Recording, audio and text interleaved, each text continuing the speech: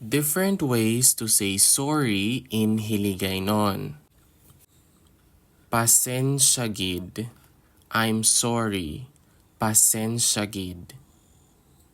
Nagapangayo gid ako sang pasaylo. I really apologize.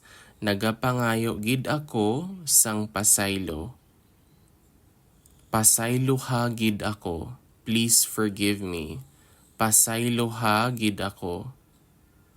Ginapangayuan ko gid sang pasaylo ang akon ginhimo. I regret my actions or I ask for apologies for what I did. Ginapangayuan ko gid sang pasaylo ang akon ginhimo. Wala ko gintuyo nga masakitan ka. I didn't mean to upset you. Wala ko gintuyo nga masakitan ka. Pasensya gid sa akon nga sala. My apologies for the mistake. Pasensya gid sa akon nga sala. Pasensya gid sa disturbo. I'm sorry for any inconvenience or for the disturbance. Pasensya gid sa disturbo. Tani mapatawad mo ako. I hope you can forgive me.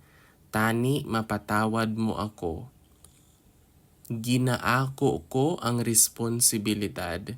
I take full responsibility. Ginaako ko ang responsibilidad.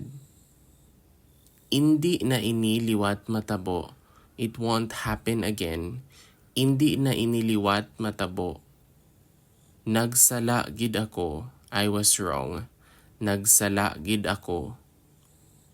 Malain gid ang akon pamatyagan bangod sini.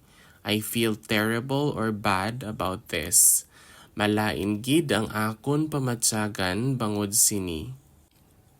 Pasensya sa hindi naton pag-intindihanay.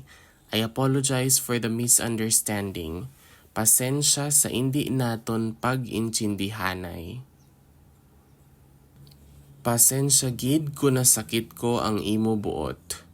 I'm sorry I hurt your feelings or if I hurt your feelings.